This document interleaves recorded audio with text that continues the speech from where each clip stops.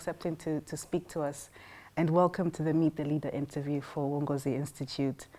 And let us start by looking at your leadership experience and also as a founding member of this continental free trade area and its aspirations. What would you say are the key factors or the key ingredients that are necessary to ensure that African intra-trade actually happens?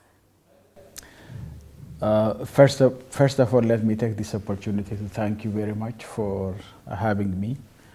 I think the African Continental Free Trade Area or agreement is one of the long-standing but landmark decisions that our leaders has taken. Mm-hmm. As far as I know, there are few revolutionary kind of decisions that has been taken by the African Union, but this is one of the best. Mm-hmm. I think if we want the African Continental Free Trade Area to be successful, there is a need for, concerted political will and political action in order to bring about this change to happen. Mm-hmm. When this intra-African trade was decided, there was, if you remember, a shock in 2007, 2008 by the global financial and then economic collapse. Right. And Africa has seen that there is a lack of coordination, and Africa has been impacted in most ways. So it showed that we need to come together. We should have a process to somehow eliminate barriers within ourselves, because African trade has been designed in such a way that it serves the colonial interest. If you see all the infrastructure that's built, it's only ports that connect to Europe and the Western world, even not to the Eastern world.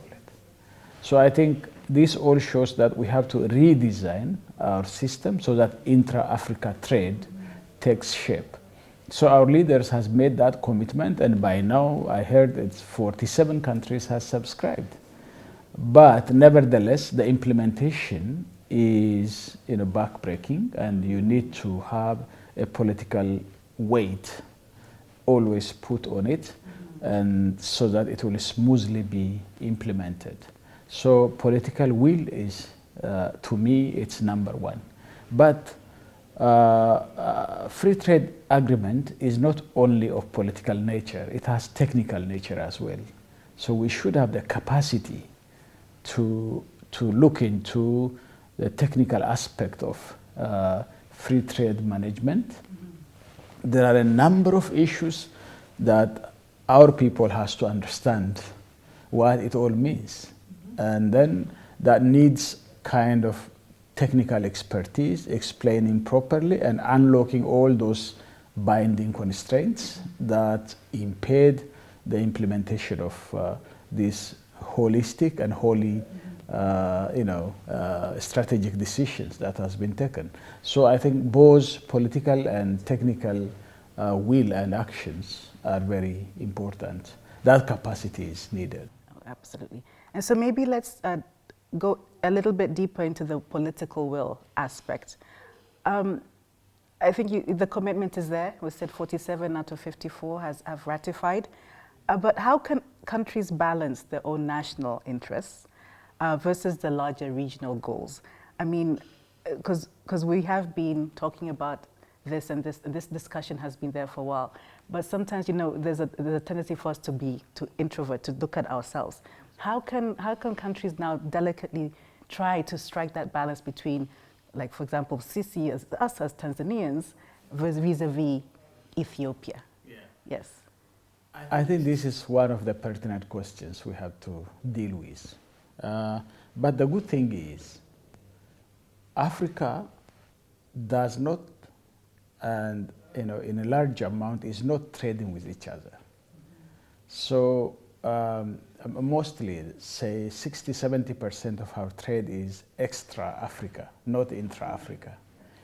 So when it is extra-Africa and the intra-Africa is just starting, so we have an advantage, because countries benefit from tariffs.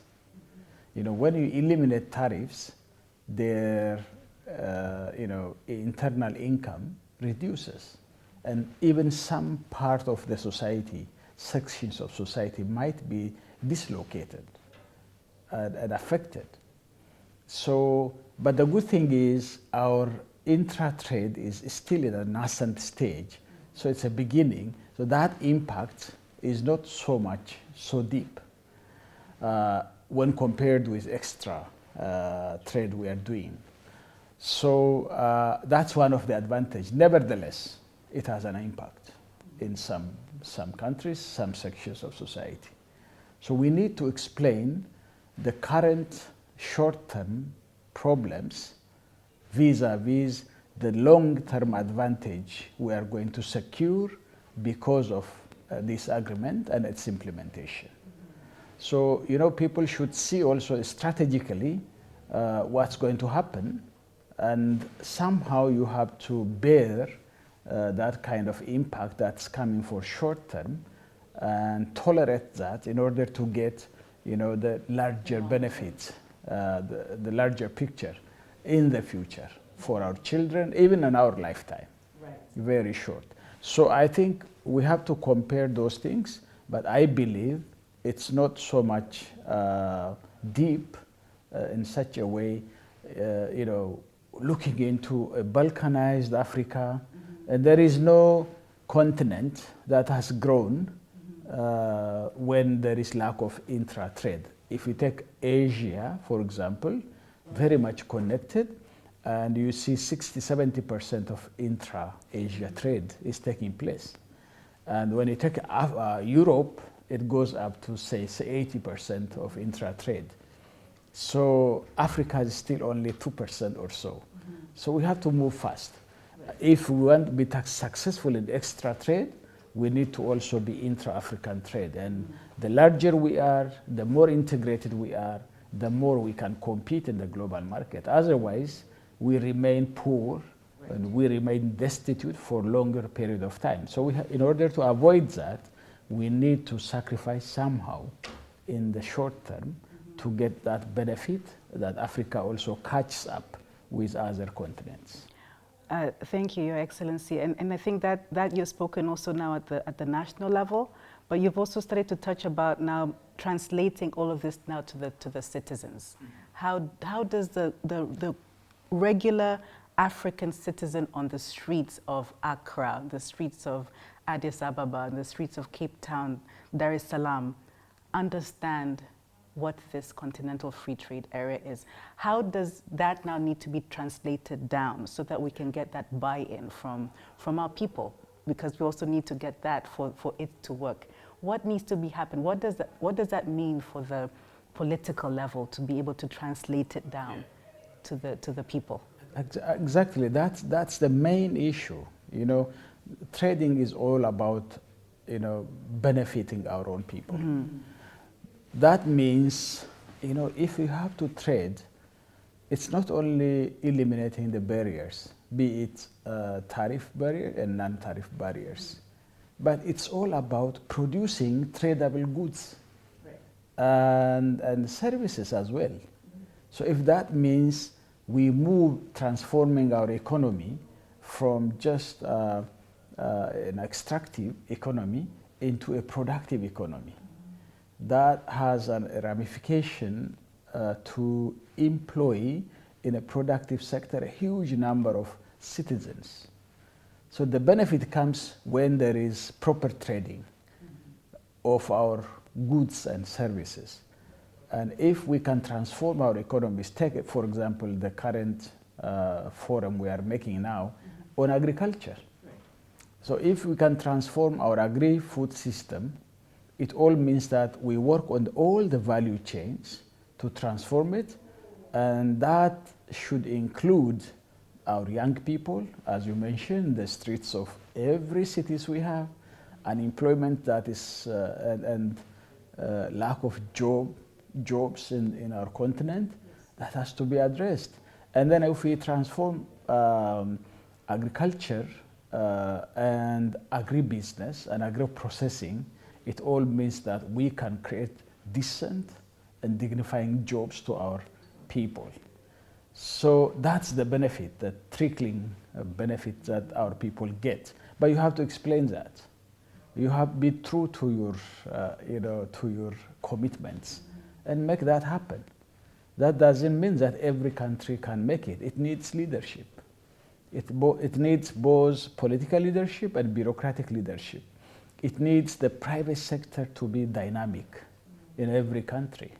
And leadership should bring about the private sector to play its rightful role in bringing jobs, in bringing productive processes, so that we can bring jobs to our people. That's the benefit. But above all, as citizens of Africa, we should be proud to ourselves, and we are proud people. And we are not destined to be destitute and poor, and so that's also a dignity issue. And we are dignified people, and we should move very fast in economic ladder, and we should catch up. Like, for example, if you see the Asian continent, a generation ago, the Asians were much more poorer than Africans. But now most of them are wealthy countries, and eradicated poverty in Asia in one generation's time. Why can't we do that? We can. Why? How? Then we need leadership, we need a mindset change, and every citizen has to be involved, including civil society groups, religious groups, intelligentsia, and the private sector, and all citizens and sections of society has to be involved, especially youth and women are the backbone of African economies. And it's a young continent, and we have a huge chance because we have to harness the population dynamics and that dividend. So I think we have hope we can come out of it, but we should also be careful if we don't integrate the shocks we have seen, like COVID-19 and the climate change and a war somewhere far away from us is affecting us so much because we are not integrated back at home. So we have to make our house in order before we complain about anything. So that is the message we have to pass to our people. Our people understands it. But the thing is, there should be a robust communication, proper communication, and we should also listen what our people say.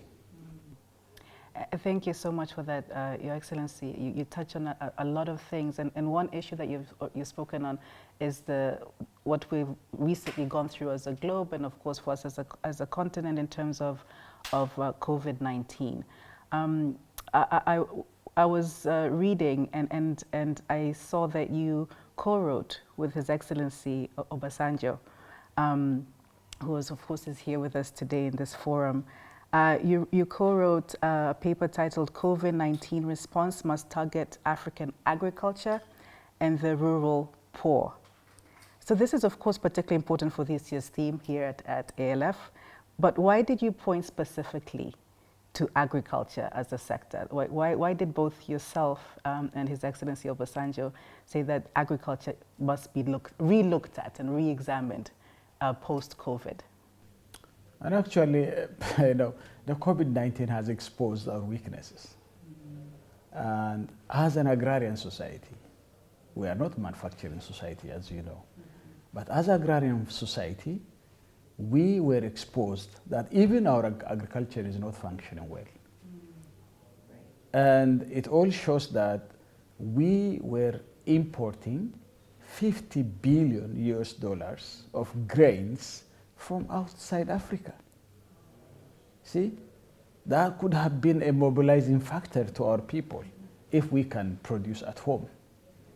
The most affected were the urban poor and rural poor. And so that exposure shows us that we need now to understand that our food and agriculture system is broken. We have to fix it quickly before the next shock comes. Then actually, the next shock came. That was Ukraine-Russia war. And we also been exposed again. So I think these all are call for us that we have to fix our agriculture first, because we are agrarian. 70–80% of our people live in the rural areas, and their livelihood depends on agriculture. And we need to make the agricultural productivity working, and we should also trade with each other. And the barriers that has come because of COVID-19 has exposed us. So I think we have to fix it as quickly as possible. That's where we wanted to call that this is an opportune time for us, if we understand it deeply and properly. Then if we don't, then we're going to be even shocked by mega trends like climate change. That's even coming. So it's very visible everywhere. The fluctuations, the floods, droughts, and all those things are coming. So I think we should be very vigilant. And the creeping crisis can continue on, and we have to get out of that, and agriculture is the answer for many of our problems.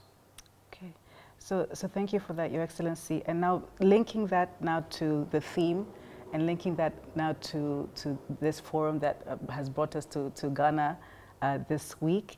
So then, how can we use this continental free trade agreement to help stimulate agriculture, or to help fix some of the problems, as you said, COVID has exposed us to, the war in Ukraine, Russia has exposed us to? How can we use this continental free trade agreement to help stimulate the sector, so that the sector really is used to propel the continent forward? And actually, I think we have huge opportunity to do that. In the first place, we have to bring about a consensus amongst our people, and especially our youth and women. Okay. In order to do that, we have to have a rigorous plan, proper planning, which is an inclusive process, like what has happened in Tanzania, for example. Yes.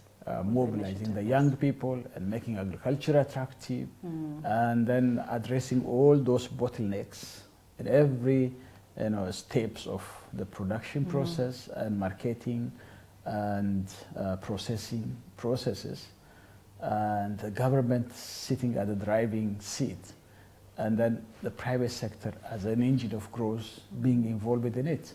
So I think a concerted leadership, if there is we can make this change happen. So increasing the productivity of our agriculture, look into the technologies available in Africa. There are many technologies that exist on the shelf of our research institutions. We have to use them quickly. And all the systemic bottlenecks, like for example the systems, seed systems, fertilizer systems, agronomic systems, and extension systems, all those broken systems has to be fixed quickly. And we have to build our capacity of delivery, our technical capacity, and our community engagement capacity. All has to be improving. Great. And if that's the case, I think we can make agriculture more attractive and more productive, and then more rewarding as well for the future. And your country, Tanzania, is a good example for that. Thank you, Your Excellency. So now, as we come to the end of this conversation, you've given us a lot of advice. But as we come to the end, what is your final piece of, whether it's advice or food for thought for us as Africa, to ensure that we realize the benefits of intra-trade and all that the African continental free trade area has to offer? What would you say to us? I think we have to learn from history. Look the Europeans. Okay. They understood that Balkanized Europe can't compete with United States, with China, with Brazil, with India. Even those eastern countries and southern countries like BRICS, for example, Right. they are coming together because the more you come together, the more you integrate, the more you benefit from the global competition. We can't avoid competition. You cannot. So it's a reality. So if we take this as a reality, then we have to put ourselves into the test. How can we compete? That if we have to compete, then we have to come together. We have to integrate. EAC is a good example. Right. So those small countries in EAC, all of us, we can't compete. Even countries like Nigeria, Ethiopia, big population, but we're still very small compared with China, compared to India. So then the only thing is the 1.4 billion Africans currently, which is going to be something like 2.5 billion in 2050, is with the young population we have, is the major competitor in the global market if we come together. If we are balkanized, forget it. So that's why we have to harness our intra-Africa trade. And this is a baby, you have to take care. Yes, nurture it. Nurture it. Yes. And if you throw the baby, then it will be stunting. Absolutely. And it doesn't help. And this mind will not function properly. So we have to nurture it, make it grow, and harness all the potential we have. And of course also shoulder some of the ill effects of it when it comes to the larger benefit in the future. Very near future, even not far future. So I think we should be very active and get leadership, proper leadership on this process. And I thank you for that. Thank you. And so Your Excellency, once again, thank you very much for taking time to come to speak with Uongozi Institute for the Meet the Leader show. We appreciate your dedication and the efforts that you continue to put into ensuring and seeing that Africa as a continent and us as a people are moving together and are growing together. We know that you have worked very hard in this agenda for majority, I think, of your career, and also agriculture is something that's very dear to your heart. Yeah. So we do really appreciate your continued energy and your continued tirelessness in pushing this agenda forward, which is critical for all of us as a continent. So thank you and welcome again to Uongozi Institute, and welcome again to Tanzania. Thank you very much for giving me this opportunity and having me. Thank you so much. Thank you very much, Your Excellency. Thanks.